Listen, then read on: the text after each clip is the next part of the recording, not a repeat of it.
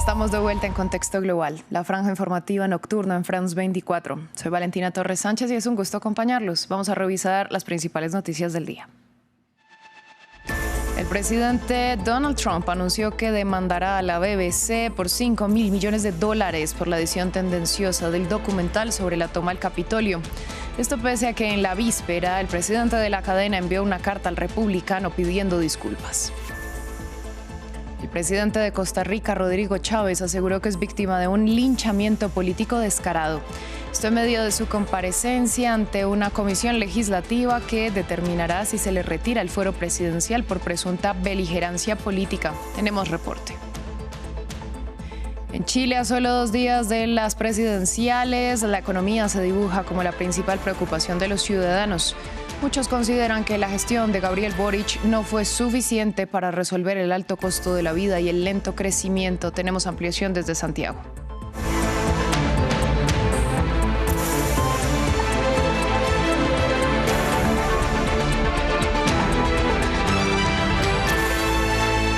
Este informativo en Estados Unidos porque el presidente Donald Trump anunció que demandará por $5.000 millones a la BBC. Esto por la edición tendenciosa del documental sobre la toma al Capitolio de enero de 2021, con lo que las palabras del mandatario fueron editadas para que pareciera que incitaba a sus seguidores a unirse a la turba. El anuncio de Trump se produce un día después de que el presidente de la cadena enviara una carta personal de disculpas. Ampliamos a continuación. Un mea culpa de la BBC. La cadena pública británica anunció que envió una disculpa personal al presidente estadounidense Donald Trump, asegurando que el documental Trump, una segunda oportunidad, no se volverá a emitir. Esto luego de que la productora externa que realizó el documental editó de forma engañosa el discurso de Trump del 6 de enero de 2021, cuando sus seguidores irrumpieron en el Capitolio. Se unieron 2 secciones emitidas con casi 1 hora de diferencia, lo que daba la impresión de que se había incitado a la violencia. ¿Va a demandar a la BBC? Bueno, supongo que tendré que hacerlo. ¿Por qué no? Porque han engañado al público y lo han admitido. La pieza audiovisual se emitió hace más de 1 año, antes de las elecciones presidenciales estadounidenses de 2024, pero las acusaciones de parcialidad salieron a la luz debido a la filtración de un informe interno de la BBC. El escándalo ha sumido a la cadena en su mayor crisis en décadas, con la división de 2 altos ejecutivos e indignación pública a ambos lados del Atlántico. Lo más importante ahora de cara al futuro es que se implementen los procesos adecuados que cuenten con la combinación idónea a experiencia editorial en la cúpula de la organización y que le proporcionemos una base sólida para el futuro mediante una revisión de la Carta Fundacional. Si Trump decide seguir adelante con la demanda, tendría que hacerlo en Estados Unidos, ya que el plazo de 1 año para presentar demandas por difamación en el Reino Unido ya ha vencido, y el presidente tendría que superar varios obstáculos legales. Para comprobar la malicia, el señor Trump tendría que hacerlo en Estados Unidos y él tendría que demostrar que la BBC sabía que la edición era falsa o que la BBC fue imprudente con respecto a la verdad.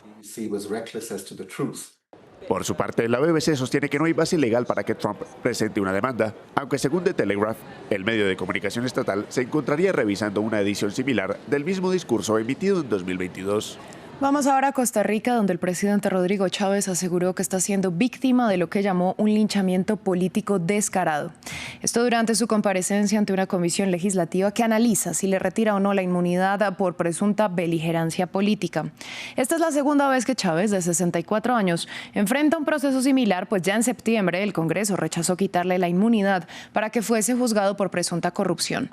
Cindy Regidor, corresponsal de France 24 en San José, nos amplió los detalles. El presidente Rodrigo Chávez compareció ante la Asamblea Legislativa como parte de la segunda solicitud que ocurre este año para levantar su inmunidad. La comparecencia es parte de un proceso legislativo para decidir si el mandatario pierde la inmunidad para enfrentar 15 denuncias por beligerancia política. La petición de levantamiento de fuero es del Tribunal Supremo de Elecciones y las denuncias han sido presentadas por diversas personas que señalan a Chávez por referirse a temas electorales y atacar a otros partidos durante actos oficiales, lo cual es prohibido. El oficialismo cuestiona que el Tribunal de Elecciones pueda pedir este desafuero. Tras unos 50 minutos de comparecencia junto a su abogado, el mandatario abandonó la asamblea sin dar espacio a preguntas de los legisladores. También descalificó el proceso tildándolo de linchamiento y criticó a magistrados del Tribunal Electoral y a varios diputados. En las afueras, un grupo de ciudadanos manifestó su apoyo a Chávez, quien goza de la aprobación de más de la mitad de la población según las encuestas. Es la primera vez que se solicita retirar la inmunidad a un presidente en ejercicio en 2 ocasiones y ocurre en medio de la campaña electoral cuyos comicios están programados para febrero de 2026. Según recientes encuestas, la intención de voto la encabeza la candidata del oficialismo, pero los indecisos son la mayoría con un 55%. Para levantar el fuero del presidente se requieren 38 votos. En septiembre pasado, por el caso penal contra Chávez, no se alcanzaron los votos requeridos. Vamos ahora hasta Brasil para hablar del diputado Eduardo Bolsonaro, hijo del expresidente Jair Bolsonaro. Un panel de la Corte Suprema del país formó mayoría este viernes para llevarlo a juicio por sus intentos de conseguir el apoyo del presidente de Estados Unidos, Donald Trump, para detener los procesos judiciales contra su padre. Hechos que se dieron en el marco de la causa contra Jair Bolsonaro y otros cómplices por golpismo. La economía es un tema central para millones de chilenos y chilenas de cara a las elecciones del próximo domingo. El alto costo de vida, las marcadas divisiones sociales y el lento crecimiento preocupan a los votantes. Muchos consideran que la gestión del presidente Gabriel Boric no logró resolver estos temas, pese a las promesas de lograr una sociedad más igualitaria y con mayores posibilidades. Desde Santiago, la capital chilena, nuestro enviado especial Martín Gripo nos amplía. La economía de los chilenos llega a las elecciones de este 16 de noviembre presionada por el alto costo de vida, lo que mantiene preocupada a la ciudadanía y algo decepcionada. El gobierno del presidente Gabriel Boric no logró achicar las brechas en un país altamente desigual, pese a que esta fue una de las promesas de su campaña en 2021. Este gobierno recibió el país con una inflación muy alta que se ha logrado bajar a niveles más aceptables, pero aún así está duro. De acuerdo al Instituto Nacional de Estadística, octubre de este año la inflación del país fue del 3,4% interanual, aunque muy por debajo de algunos de sus vecinos como Argentina y Bolivia. El aumento de los precios en categorías esenciales como alimentos presiona el bolsillo. Se ha sentido un poco la inflación que vivimos post pandemia, pero siento que el último tiempo se ha ido regularizando y estabilizando. Durante el gobierno de Boric, el salario mínimo aumentó un 54%, pasando de $370 en 2022 hasta llegar a los $571 proyectados según la ley a enero de 2026. Sin embargo, según la más reciente encuesta del presupuesto familiar del Instituto Nacional de Estadística, un hogar promedio necesita alrededor de $1.500 al mes para intentar cubrir los gastos, 3 veces más que el salario mínimo.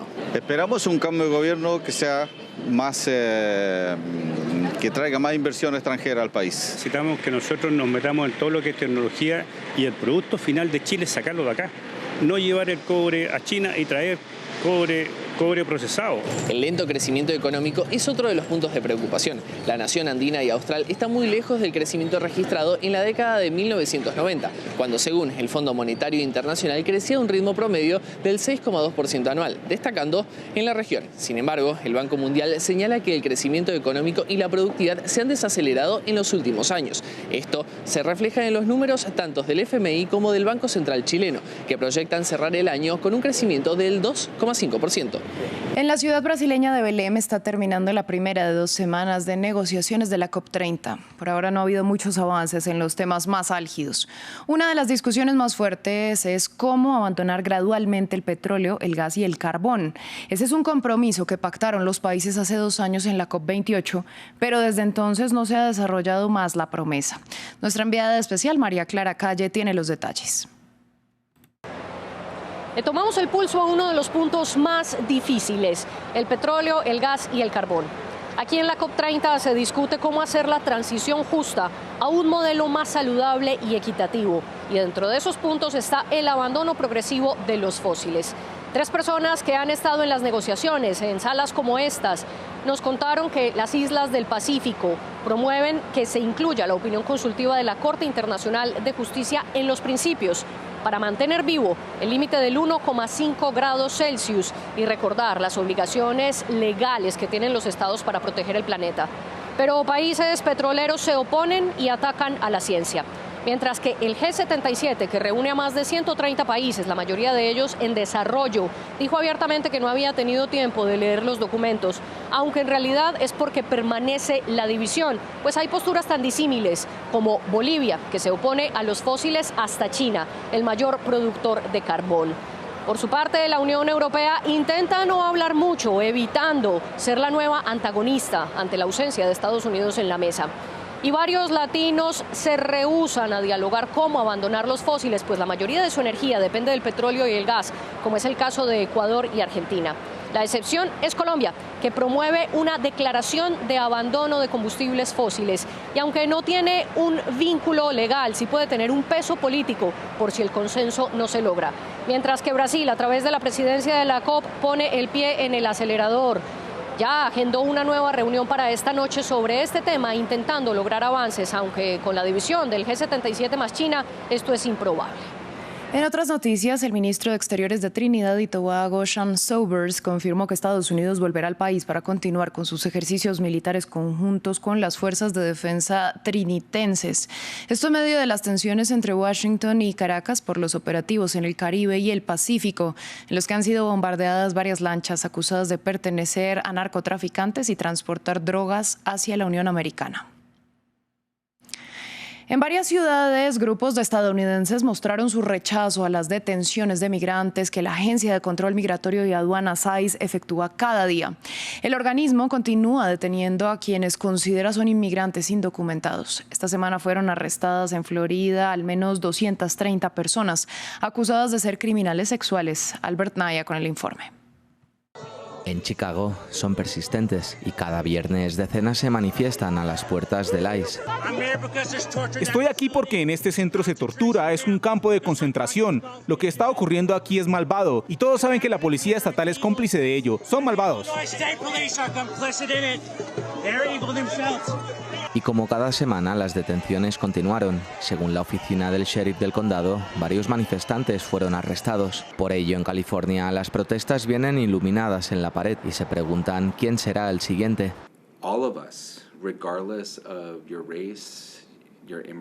Todos nosotros, independientemente de nuestra raza, estatus migratorio, etnia o nacionalidad, los que vivimos en este país deberíamos estar preocupados y preguntarnos legítimamente, ¿seré la próxima persona cuyos derechos serán violados?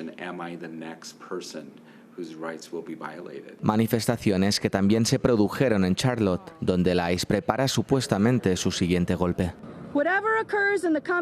Pase lo que pase en los próximos días, debemos afrontar la situación con calma, reducir el pánico y recordar que se restablecerá el debido proceso. Llegará un momento en que este régimen termine y la justicia y el debido proceso vuelvan a ser la norma. Esta semana, un operativo antimigratorio en Florida por parte de esta agencia se saldó con la detención de al menos 230 migrantes. Bautizado con el nombre de Operación Basura, los agentes alegaron que la mayoría eran criminales sexuales. En la Franja de Gaza, las primeras lluvias de los últimos meses del año provocaron complicaciones en las tiendas de campaña, generando que se estropeen los colchones y abrigos de los gazatíes. Por otro lado, los pescadores buscan volver a sus actividades pese a las prohibiciones y restricciones israelíes y los pocos elementos que tienen para pescar. Ramiro Cueva Barberena nos amplía. La lluvia, un nuevo desafío de supervivencia para los gazatíes. Las fuertes precipitaciones, las primeras que caen en meses, provocaron inundaciones en los campamentos y tiendas de campaña que se extienden a través de todo el enclave palestino, donde los civiles vieron cómo sus cosas quedaron afectadas.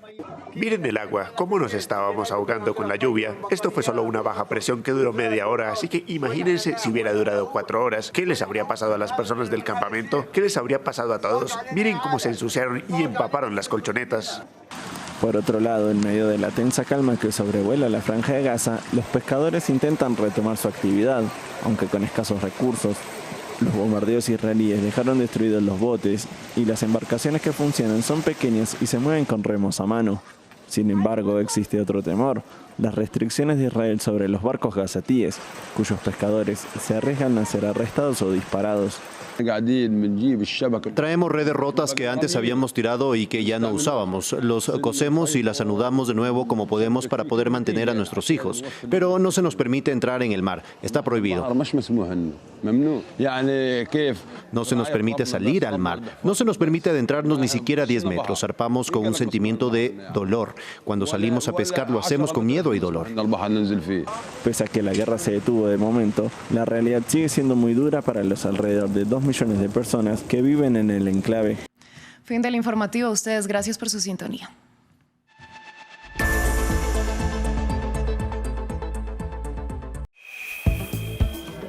En un instante, deportes.